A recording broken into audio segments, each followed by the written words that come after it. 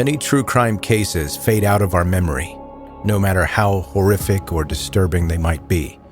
But sometimes the details of a case are preserved in a piece of media. Shirley Turner's crimes and the first name of the son she murdered became immortalized in the true crime film Dear Zachary, a letter to a son about his father. Throughout her whole life, Shirley became incredibly good at playing the victim. In her eyes, nothing was ever her fault. There was always someone else to blame. And when Shirley blamed somebody, she was violent, obsessive, and abusive. She had 3 children by different fathers and a string of failed relationships and marriages. One of her former roommates, who had lived with Shirley and her kids, was so concerned about how the children were treated that he reported her to a psychiatrist and then promptly moved out. When social services were notified by the psychiatrist, they discovered that Shirley would regularly hit her kids with belts and then left them home alone for days at a time. Worst of all, she didn't even see anything wrong with what she was doing. Despite the evidence of abuse, the case was dropped, and Shirley's children remained in her custody until she decided that she wanted to attend medical school and then dumped the children back with their fathers without a second thought. And it wasn't just Shirley's children that suffered under her care. It was also her romantic partners who received a heaping helping of cruelty. Shirley systematically abused every single man she ever dated, playing psychological mind games and obsessing over every little detail of how they behaved. She didn't just want a happy relationship, she wanted to have complete control at all times. When one boyfriend attempted to break up with Shirley, she started stalking and harassing him before attempting suicide in his house, dressed in black and holding a bunch of roses. The message behind the suicide attempt was clear. She wanted to teach him a lesson so that he wouldn't go through with the breakup. After being rushed to the hospital, Shirley survived, but the relationship did not. Like so many abusers, Shirley's pattern of violence and control escalated and escalated until it reached a breaking point. The trigger that made Shirley finally snap was her relationship with Andrew Bagby, who was 12 years younger than her. Shirley actually had a habit of dating much younger men. Probably she found them easier to control. The pair kept up a strained, long-distance relationship until Shirley's manipulative, jealous behavior was finally too much to deal with. At one stage, she even robbed his apartment, taking many of Andrew's personal items as well as his laptop. 3 years into her relationship with Andrew, Shirley figured out the perfect way to manipulate him, pretending that she was pregnant with his child. But what she didn't know was that she actually was pregnant with a baby boy who would later be named Zachary.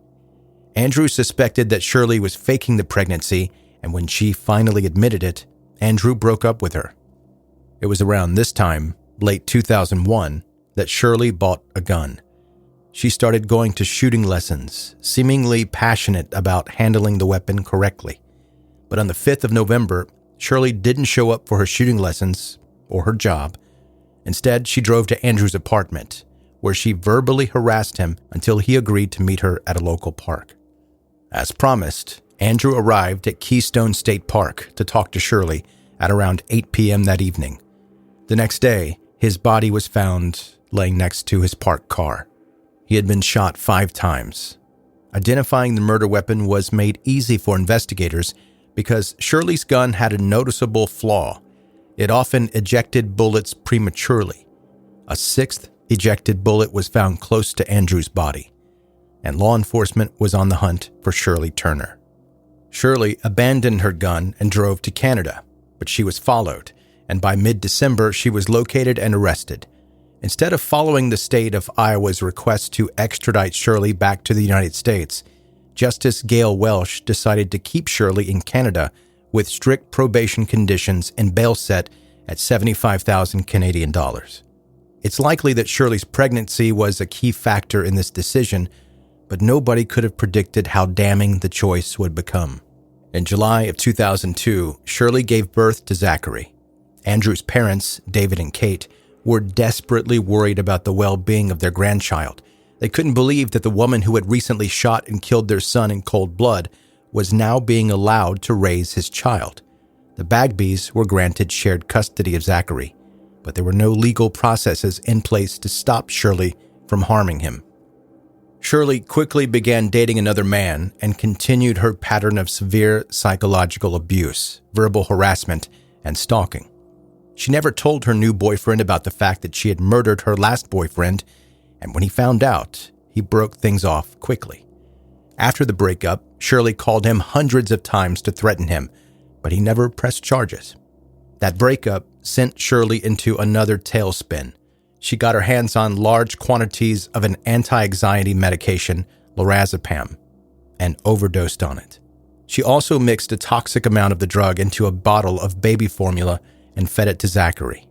Shirley left her car parked on the street outside her most recent boyfriend's house. The front seat was covered with printed out pictures of Zachary and Shirley together, as well as a used tampon. In her erratic, drug-addled state, Shirley seemed to be hoping that she could manipulate her ex one last time by framing him for what was about to happen. Shirley carried Zachary from the Foxtrap Marina and walked to the edge of the fishing wharf. She used the arms of her sweater to tie Zachary to her chest. By now, the high dose of lorazepam had already sedated Zachary, and he was limp and unconscious by the time Shirley threw them both into the Atlantic Ocean. Shirley and Zachary drowned quickly. A couple of tourists found Shirley's body washed up on the beach nearby, and a further search of the area uncovered Zachary's remains as well. So many people had failed Zachary and the rest of Shirley's children. Only one person was ever found guilty of contributing to the 3 deaths, Dr. John Doucette, Shirley's psychiatrist. Dr. Doucette was investigated and found guilty of misconduct, for which he received a $10,000 fine and mandatory psychiatric counseling. This brings us to the film Dear Zachary, a letter to a son about his father. Possibly the most tragic thing about the film is that it wasn't created because of Zachary's death. It was directed by Kurt Kinney, one of Andrew's close friends, in response to his murder. At the time of the filming, Zachary and Shirley were still alive. It was meant to be a tribute to Andrew, a way for those who loved him to remember him by telling the story of his life. The film's intended audience were just a group of close friends, as well as Zachary himself, once he was old enough to understand what had happened. Instead, Dear Zachary inadvertently documented Shirley escalating and her eventual murder-suicide. The purpose changed. Now, Dear Zachary needed to reach a wider audience to raise awareness of abuse, the failure of social services, and the way that the legal systems had failed Zachary and contributed to his murder. Kurt Kinney was dealing with indescribable grief and anger. He became a man on a mission, and that mission was to show Dear Zachary to every single member of the House of Commons of Canada. While Kurt kept raising awareness, he got more and more support. Before long, mass screenings of the film were being held in front of groups of Canada's Parliament. And in 2010, Kurt succeeded in changing Canada's laws to deny bail to any criminal who posed a threat to a child. The bill, named Zachary's Bill, would hopefully prevent other children from meeting the same fate. But it was too late to save the boy it was named after. If Shirley had not been granted bail in Canada, Zachary Bagby would still be alive.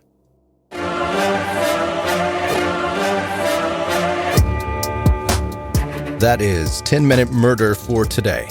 Brief and bingeable true crime. I'm Joe, the host, and thank you so much for listening today. And I know in the past on this show, I've talked about doing a whole episode where I do nothing but answer random questions that people send me about various topics and subjects. And the reason I didn't do that is because there's a sizable amount of you listening that don't care about my favorite football team, and that it is and always has been the Buffalo Bills. Believe it or not, some people don't care about me. And I'm okay with that. It doesn't bother me.